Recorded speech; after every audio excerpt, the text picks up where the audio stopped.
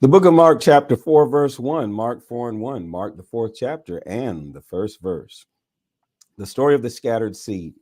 He went back to teaching by the sea. A crowd built up to such a great size that he had to get into an offshore boat, using the boat as a pulpit as the people pushed to the water's edge. He taught by using stories, many stories. Listen, what do you make of this? A farmer planted seed. As he scattered the seed, some of it fell on the road and the birds ate it. Some fell into the gravel. It sprouted quickly but didn't put down roots. So when the sun came up, it withered just as quickly. Some fell in the weeds as it came up. It was strangled among the weeds and nothing came of it. Some fell on good earth and came up with a flourish, producing a harvest exceeding his wildest dreams. Are you listening to this? Really listening? When they were all by themselves, those who were close to him, along with the 12, asked about the stories. He told them, "You've been given insight into God's kingdom. You know how it works. But those who can't see it yet, everything comes in stories, creating readiness, nudging them toward a welcome awakening. These are people whose eyes are open but don't see a thing, whose ears are open but don't understand a word, who avoid making an about face and getting forgiven." He continued, "Do you see how this story works? All my stories work this way. The farmer plants the word. Some people are like the seed that falls on the hardened soil of the road. No sooner do they hear the word than Satan snatches away what has been planted in them. And some are like the seed that lands in the gravel. When they first hear the word, they respond with great enthusiasm. But there's such shallow soil of character that when emotions wear off and some difficulty arrives, there's nothing to show for it. The seed cast in the weeds represents the one who hear the kingdom news but are overwhelmed with worries about all the things they have to do and all the things they want to get. The stress strangles what they heard and nothing comes of it. But the seed planted in the good earth represents those who hear the word, embrace it, and produce a harvest beyond their wildest dreams. Giving, not getting. Jesus went on, "Does anyone bring a lamp home and put it under a bucket or beneath the bed? Don't you put it up on a table or on the mantle?" We're not keeping secrets. We're telling them. We're not hiding things. We're bringing them out into the opening. Are you listening to this? Really listening? Listen carefully to what I'm saying and beware of the shrewd advice that tells you how to get ahead in the world on your own. Giving, not getting is the way. Generosity begets generosity. Stinginess impoverishes, never without a story. Then Jesus said, God's kingdom is like a seed thrown on a field by a man who then goes to bed and forgets about it. The seed sprouts and grows. He has no idea how it happens. The earth does it all without his help. First a green stem of grass, then a bud, then the ripened grain. When the grain is fully formed, he reaps harvest time. How can we picture God's kingdom? What kind of story can we use? It's like an acorn. When it lands on the ground, it is quite small as seed go. Yet once it is planted, it grows into a huge oak tree with thick branches. Eagles nest in it. With many stories like these, he presented his message to them, fitting the stories to their experience and maturity. He was never without a story when he spoke. When he was alone with his disciples, he went over everything, sorting out the tangles, untying the knots. The wind ran out of breath. Late that day, he said to them, "Let's go across to the other side." They took him in the boat as he was. Other boats came along. A huge storm came up. Waves poured into the boat, threatening to sink it. And Jesus was in the stern, head on a pillow, sleeping. They roused him, saying, "Teacher, is it nothing to you that we're going down? Awake now." He told the wind to pipe down and said to the sea, "Awake now, rather." He told the wind to pipe down and the sea, "Quiet, settle down." The wind ran out of breath. The sea became smooth as glass. Jesus reprimanded the disciples. "Why are you such cowards? Don't you have any faith at all?" They were in absolute awe. I guess I'd be too, staggered. "Who is this anyway?" they asked. "Wind and sea at his beck and call." Mark chapter 5, the madman. They arrived on the other side of the sea in the country of the Gerasenes. As Jesus got out of the boat, a madman from the cemetery came up to meet him. He lived among the tombs and graves. No one could restrain him. He couldn't be chained, couldn't be tied down. He had been tied up many times with chains and ropes, but he broke the chains, snapped the ropes. No one was strong enough to tame him. Night and day, he roamed through the graves and the hills, screaming out and slashing himself with sharp stones. When he saw Jesus a long way off and bowed in worship before him, then howled in protest. "What business do you have, Jesus, son of the high God, messing with me? I swear to God, don't give me a hard time." Jesus had just commanded the tormenting evil spirit, "Out, get out of the man." Jesus asked him, "Tell me your name." He replied, "My name is Mob. I'm a rioting mob." Then he desperately begged Jesus not to banish them from the country. A large herd of pigs was grazing and rooted on a nearby hill. The demons begged him, "Send us to the pigs so we can live in them." Jesus gave the order. But it was even worse for the pigs than for the man. Crazed, they stampeded over a cliff into the sea and drowned. Those tending the pigs, scared to death, bolted and told their story in town and country. Everyone wanted to see what had happened. They came up to Jesus and saw the madman sitting there wearing decent clothes and making sense. No longer a walking madhouse of a man. Those who had seen it told the others what had happened to the demon-possessed man and the pigs. At first they were in awe, and then they were upset over the drowned pigs. They demanded that Jesus leave and not come back. As Jesus was getting into the boat, the demon-delivered man begged to go along, but he wouldn't let him. Jesus said, "Go home to your own people. Tell them your story, what the master did, how he had mercy on you." The man went back and began to preach in the 10 towns about what Jesus had done for him. He was the talk of the town. A risk of faith. After Jesus crossed over by boat, a large crowd met him at the seaside. One of the meeting place leaders named Jairus came. When he saw Jesus, he fell to his knees beside himself as he begged, "My dear daughter is at death's door. Come and lay hands on her so she will get well and live." Jesus went with him, the whole crowd tagging along, pushing and jostling him.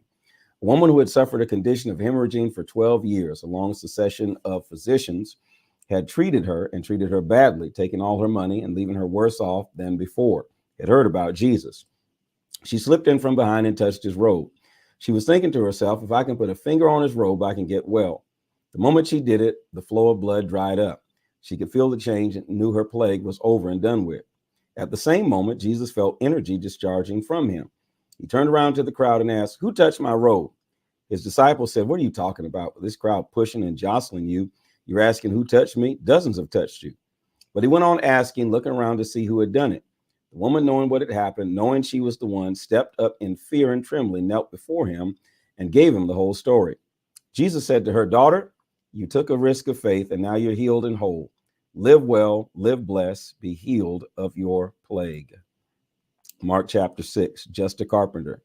He left there and returned to his hometown. His disciples came along. On the Sabbath, he gave a lecture in the meeting place. He stole the show, impressing everyone. "We had no idea he was this good," they said. "How did he get so wise all of a sudden and get such ability?" But in the next breath, they were cutting him down. "He's just a carpenter, Mary's boy. We've known him since he was a kid. We know his brothers, James, Justus, Jude, and Simon, and his sisters. Who does he think he is?" They tripped over what little they knew about him and fell sprawling, and they never got any further. Jesus told them a prophet has little honor in his hometown among his relatives. On the streets he's played in as a child. Jesus wasn't able to do anything there. He laid hands on a few sick people and healed them, that's all. He couldn't get over their stubbornness. He left and made a circuit of the other villages teaching. The 12. Jesus called the 12 to him and sent them out in pairs. He gave them authority and power to deal with the evil opposition. He sent them off with these instructions. Don't think you need a lot of extra equipment for this. You are the equipment. No special appeals for funds. Keep it simple. And no luxury inns. Get a modest place and be content there until you leave. If you're not welcome, not listened to, quietly withdraw. Don't make a scene. Shrug your shoulders and be on your way. Then they were on the road. They preached with joyful urgency that life can be radically different, right? And left. They sent the demons packing. They brought wellness to the sick, anointing their bodies, healing their spirits. The death of John. King Herod heard of all of this, for by this time the name of Jesus was on everyone's lips. He said, "This has to be John the Baptizer come back from the dead. That's why he's able to work miracles." Others said, "No, it's Elijah." Others said, "He's a prophet, just like one of the old-time prophets." But Herod wouldn't budge. "It's John, sure enough. I cut off his head, and now he's come back alive." Herod was the one who had ordered the arrest of John, put him in chains, and sent him to prison at the nagging of Herodias, his brother Philip's wife. For John had provoked Herod by naming his relationship with Herodias adultery. Herodias, smoldering with hate, wanted to kill him, but didn't dare because Herod was in awe of John. Convinced that he was a holy man, he gave him special treatment. Whenever he listened to him, he was miserable with guilt, and yet he couldn't stay away. Something in John kept pulling him back. But a portentous day arrived when Herod threw a birthday party, inviting all the brass and blue bloods in Galilee. Herodias' daughter entered the banquet hall and danced for the guests. She charmed Herod and the guests. The king said to the girl, "Ask me anything. I'll give you anything you want." Carried away, he kept on, "I swear I'll split my kingdom with you if you say so." She went back to her mother and said, "What should I ask for?" "Ask for the head of John the Baptizer." Excited, she ran back to the king and said, "I want the head of John the Baptizer served up on a platter, and I want it now." That sobered the king up fast, but unwilling to lose face with his guests, he caved in and let her have her wish. The king sent the executioner off to the prison with orders to bring back John's head. He went, cut off John's head, brought it back on a platter, and presented it to the girl, who gave it to her mother. When John's disciples heard about this, they came and got the body and gave it a decent burial. Jesus. Supper for 5,000. The apostles then rendezvoused with Jesus and reported on all that they had done and taught. Jesus said, "Come off by yourselves. Let's take a break and get a little rest." For there was constant coming and going. They didn't even have time to eat. So they got into the boat and went off to a remote place by themselves. Someone saw them going, and the word got around.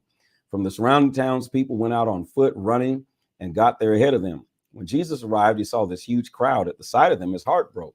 Like sheep with no shepherd they were. He went right to work teaching them. When his disciples thought that this had gone on long enough, it was now quite late in the day. They interrupted. "We're a long way out in the country, and it's very late. Pronounce a benediction and send these folks off so they can get some supper." Jesus said, "You do it. Fix supper for them." They replied, "Are you serious? You want us to go spend a fortune on food for their supper?" But he was quite serious. "How many loaves of bread do you have? Take an inventory." They didn't take long. 5, they said, plus 2 fish. Jesus got them all to sit down in groups of 50 or 100. They looked like a patchwork quilt of wildflowers spread out on the green grass. He took the 5 loaves and 2 fish, lifted his face to heaven in prayer, blessed, broke, and gave the bread to the disciples. And the disciples, in turn, gave it to the people. He did the same with the fish. They ate their fill. The disciples gathered 12 baskets of leftovers. More than 5,000 were at the supper. Walking on the sea.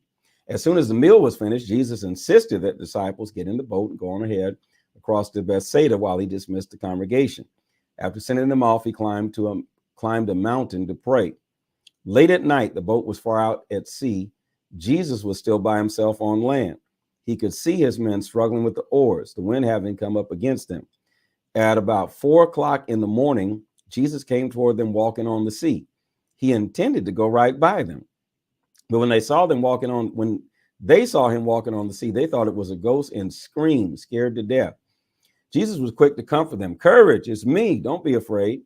As soon as he climbed into the boat, the wind died down. They were stunned. I would have been also, shaking their heads, wondering what was going on. I'd have been right there with them. They didn't understand what he had done at the supper. None of this had yet penetrated their hearts. They beached the boat at Gennesaret and tied up at the landing. As soon as they got out of the boat, word got around fast. People ran this way and that way, bringing their sick on stretchers to where they heard he was. Wherever he went, village or town or country crossroads, they brought their sick to the marketplace and begged him to let them touch the edge of his coat. That's all. And whoever touched him became well. This is the word